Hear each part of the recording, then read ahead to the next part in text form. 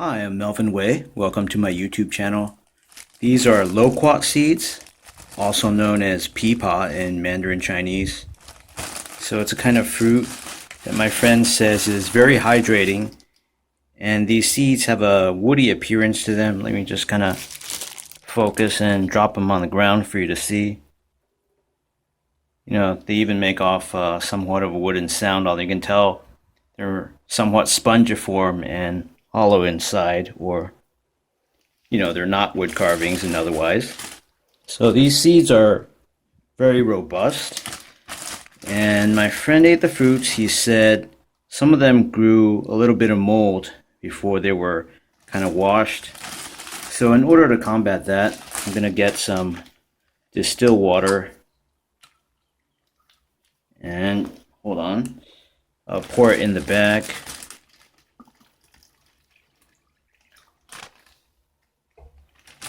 And then I'm going to add some 3% hydrogen peroxide solution to that to make a dilute solution of hydrogen peroxide. That'll help disinfect and hopefully deal with some of the mold and give these things a better start. It'll also hydrate the seeds and get things going. So just squeeze most of the air out of that. Of course, this is generating molecular oxygen. I didn't seal it well. So yeah, there we go. I'm going to let this thing fizz for a while I sterilize the potting mix, this Miracle-Gro potting mix. Alright, so my first order of business is to use this Miracle-Gro potting mix. Grows plants twice as big, feeds up to 6 months, blah blah blah. They ran out of the moisture control blue packaging one, so this is what I bought instead. It's pretty much all the same stuff, and they have a analysis on, let's see, the nutrients. It's not focusing. Let's see, not very detailed, but I'm sure this has basically everything in it. It has a lot of wood chips in my experience, so I'm going to rip this along the perforated edge, which they always conveniently provide. It's a very corporate product. And I'll fill these trays. I got 2 of them, because one of them typically wasn't enough to sterilize the entire volume of soil in my oven.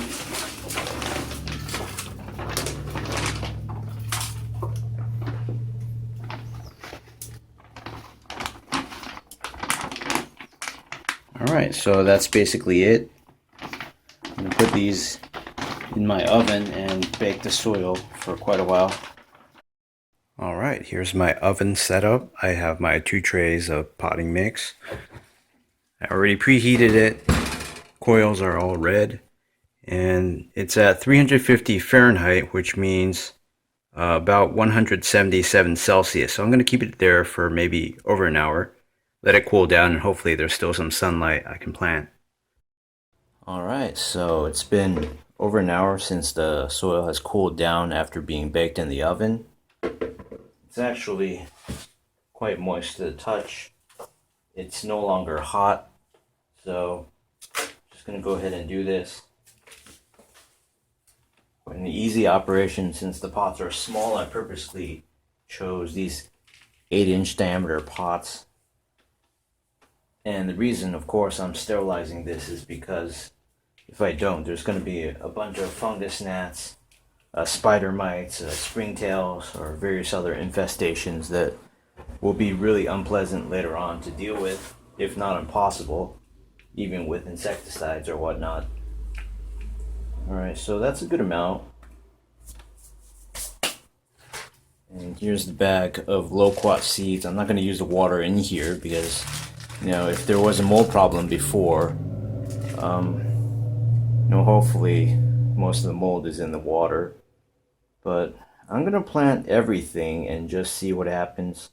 There's plenty more where these came from.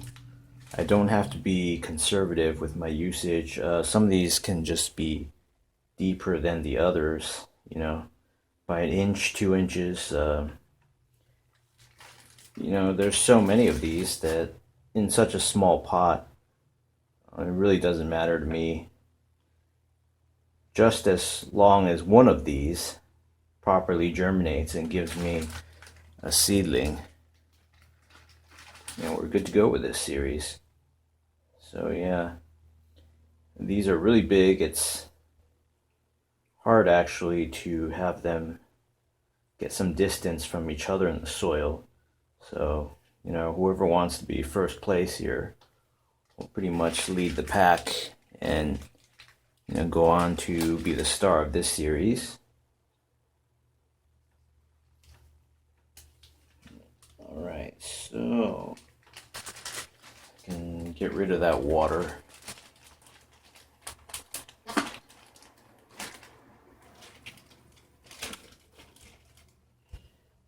And cover the rest of this with some of this moist soil.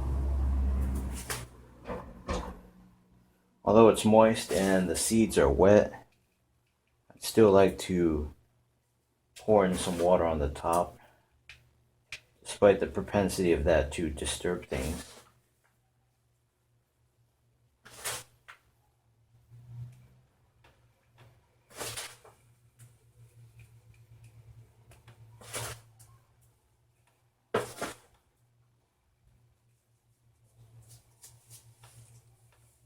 Alright, so wet muddy glove, nothing fun about that.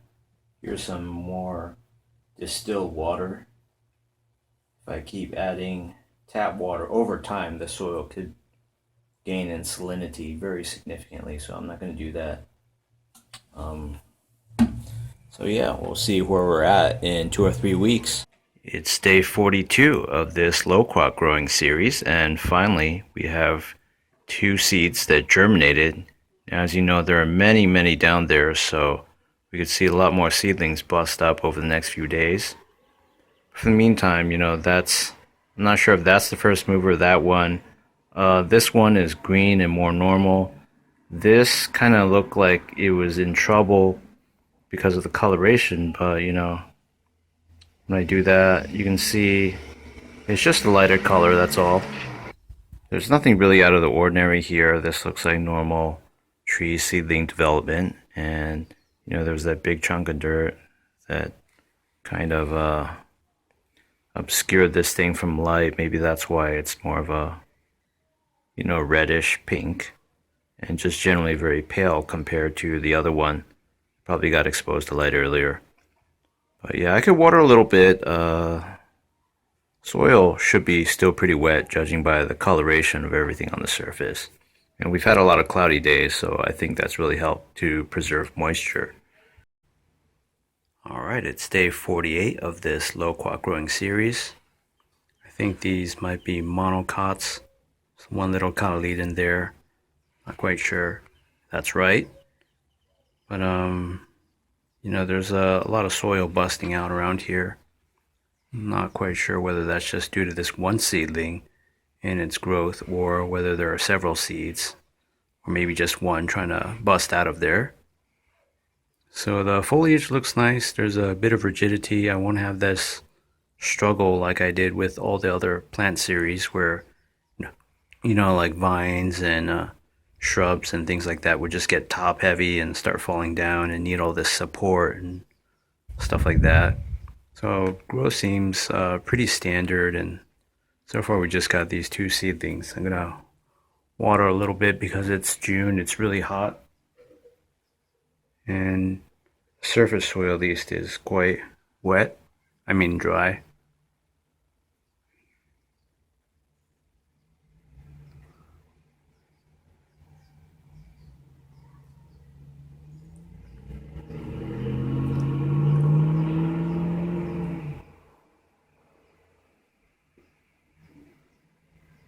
Alright, so I'll let that soak in, and we'll see where we're at in a few days. So after I watered a little bit more at this spot because it was extra dry, I saw that, you know, little piece of green down there. I think that's a seedling, and this thing that kind of looks like a furry tail, that's probably a new shoot from another plant. So we've got at least 2 competitors coming up here. You know, this pot's going to become very crowded eventually if most of these germinate, or even just a fraction of them do. So at some point I'm going to choose maybe a champion seedling and just grow that in another pot, or I might just prune everything else in this pot that is not growing as fast, just so there's one lone survivor. Alright, it's day 57. The videography is going to be off, I think, for a lot of the summer, just because we have this June gloom stuff going on, also known as May gray, no sky July, August. Coastal areas just have this marine layer that won't go away, and then you have the graying of the sky close to the coast that can extend significantly inland. This place is a few miles inland, but if you focus on this potting mix, it looks really wet. I haven't watered since last time. We have a fungus gnat party going on. Some areas with fungus, you know, white tufts of fungus, like right there too. And let's see, that looks like a little shoot that came out, but it's kind of struggling. It looks deadish. So I can't have fungus gnats infest everything. I'm going to layer this with diatomaceous earth and sand, and that'll prevent them from getting in and out, prevent them from burrowing non-stop. And then the diatomaceous earth will scratch their cuticles and cause them to bleed out, hopefully, as they try to enter and exit the soil to continue their life cycle. So we do have 3 very healthy seedlings at least. Could have sworn there was like maybe a 4th that was popping up somewhere there, but you know, I'm not really seeing it right now. So I don't know what happened, but yeah, I guess I overwatered to an extent.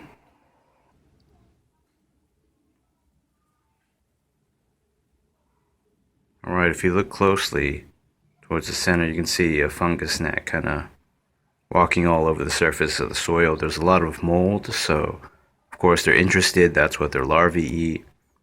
You know, there's another one sort of around there as well. So it's kind of hard to see in this poor cloudy sky lighting, but they're basically trying to get in, lay their grubs, and they'll eat fungus, but they can also eat root hairs and roots and things like that, and eventually kill off your plants if there's too many of them. We are back. It's day 69 of this Loquat growing from seed series, and we have several seedlings. As you can see, there's been a nice progress in the 3 older ones, and a bunch of newer ones have sprouted up as well. They've busted open this layer of somewhat caked together sand and diatomaceous earth.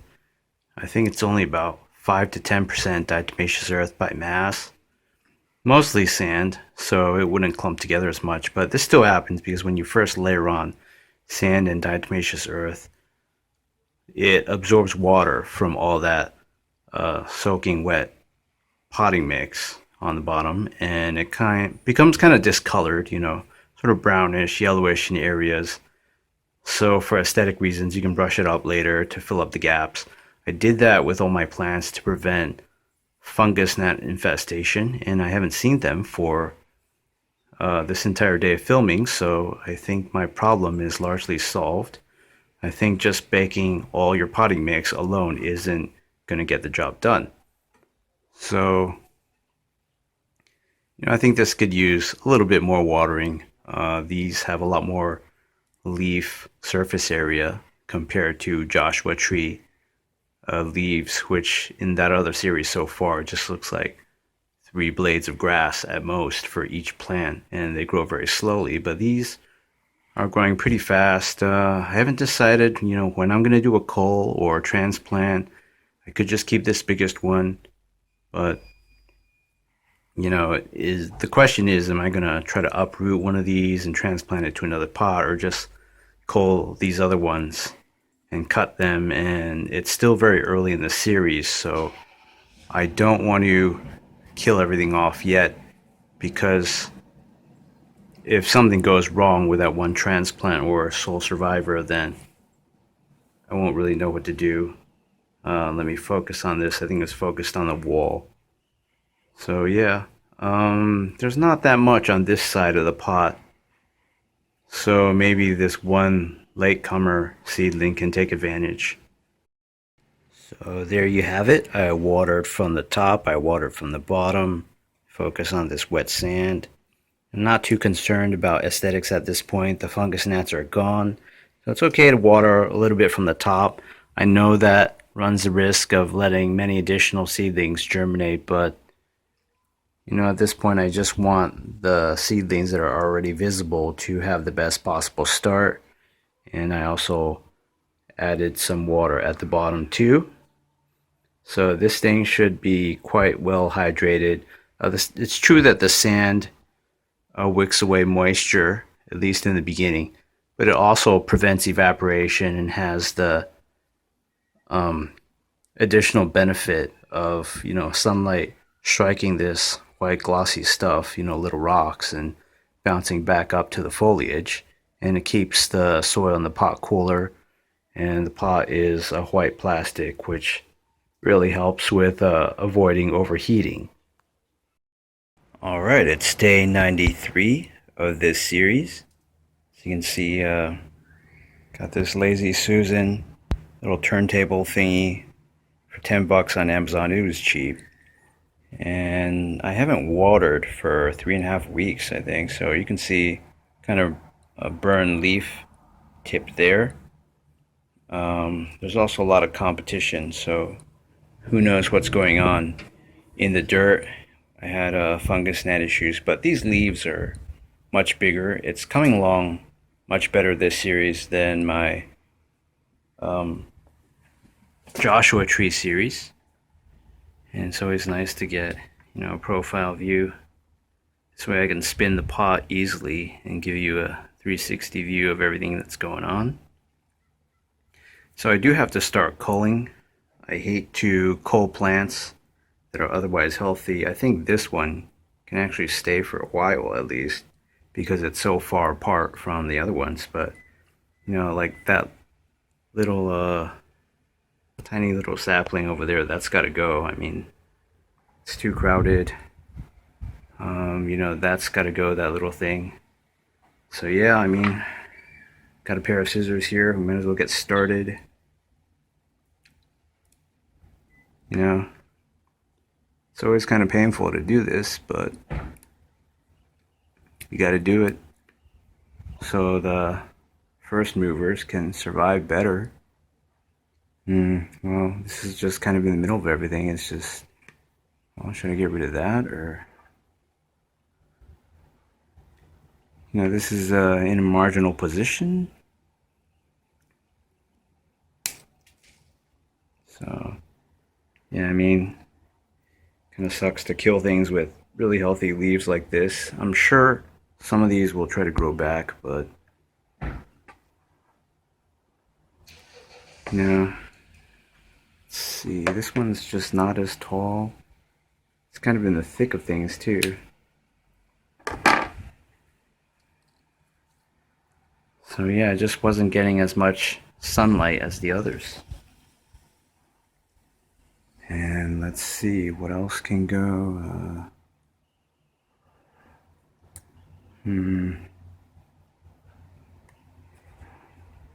Yeah, this thing probably has to go as well. It's just too close to everything. I mean, and it's got big leaves and, you know, lots of them, but you know, I just can't let everything live.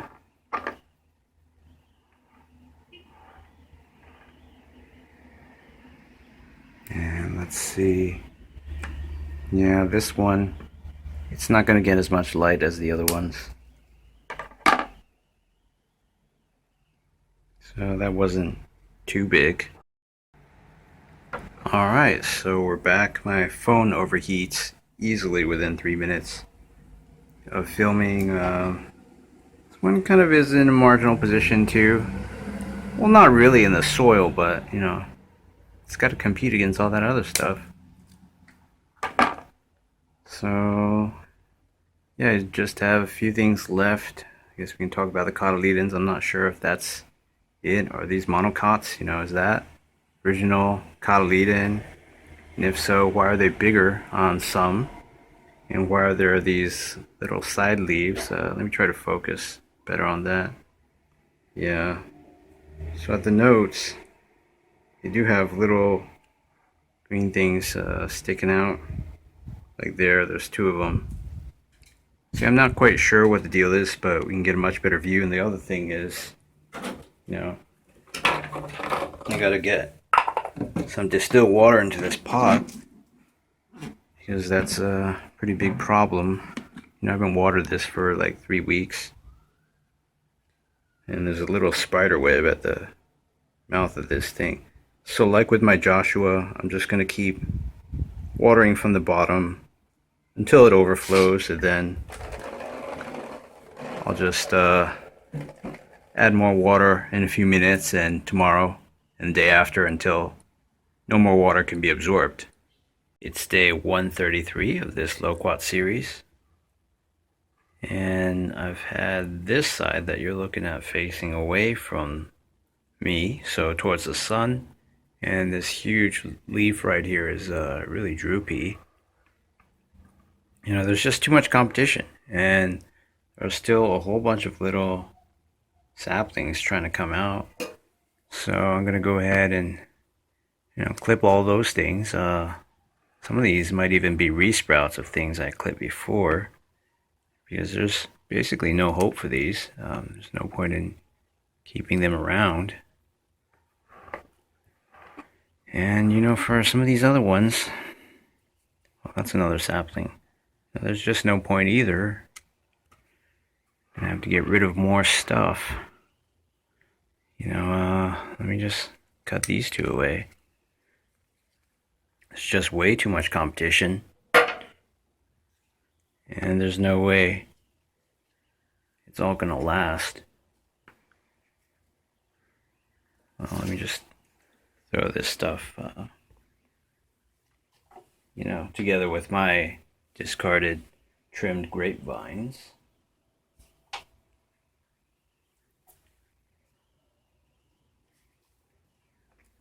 And I haven't watered this thing for a while, so that's going to have to be addressed too. Maybe this one on the side just has to go. As much as that sucks to do.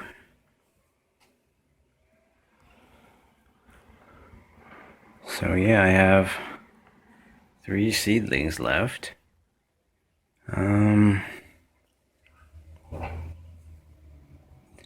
Not quite sure what to do. Maybe I could just cut that one too and leave 2. This is just way too much.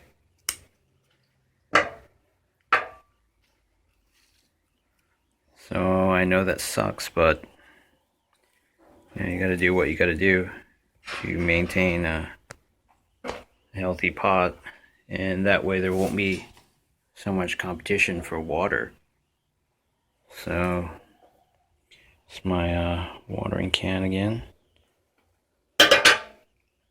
and this thing probably doesn't need as much water as my California grapevines, but it's focused on the camera, let some water spill. Anyway, that should tide this over for now. I can't believe it, but it's already day 177 of this Loquat series. This top leaf, whatever that may be, is always droopy like that. When they get big, it looks like the plant's dying, but a few days ago that was just this leaf, and it's okay now. It's all green. So at the top, let me just kind of focus there. You can kind of see all these little green leaves. Plant's pretty healthy. This one's very big. Just kind of I focus on that again.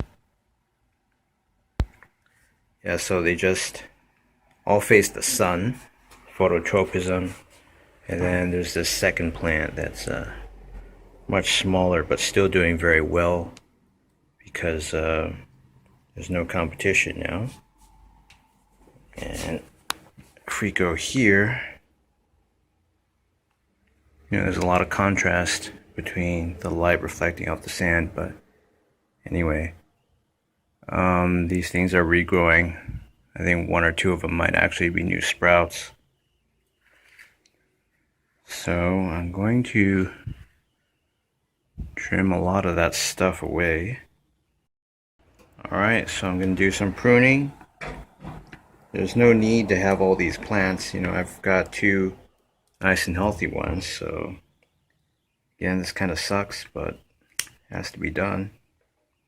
You can throw away all that stuff later. But yeah, I have two healthy plants. One's an alpha, one's a beta. And I'm gonna spin these around. I just watered 2 days ago after not watering for like 3 weeks, but you can go ahead and water again. And I'll just reorient the position of everything so the phototropism can act the other way.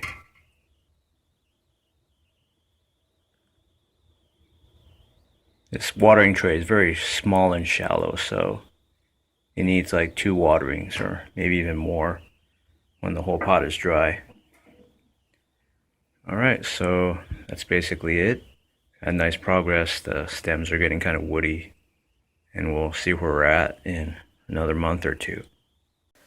I'm finally back after a really long 8-week hiatus from plant series production. This thing has grown a little bit. It's not going gangbusters like it was in the beginning, but ignore the leaf droop. I haven't been very diligent in watering this. I'll water a little bit right now.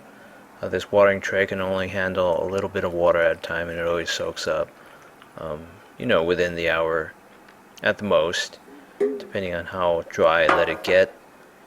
And everything will perk up again soon and look really good. But these leaves are very healthy. There are some brown spots in this bigger one. There's a small seedling trying to make it again. I'm not sure if that's from a fresh seed, or it seems like it is.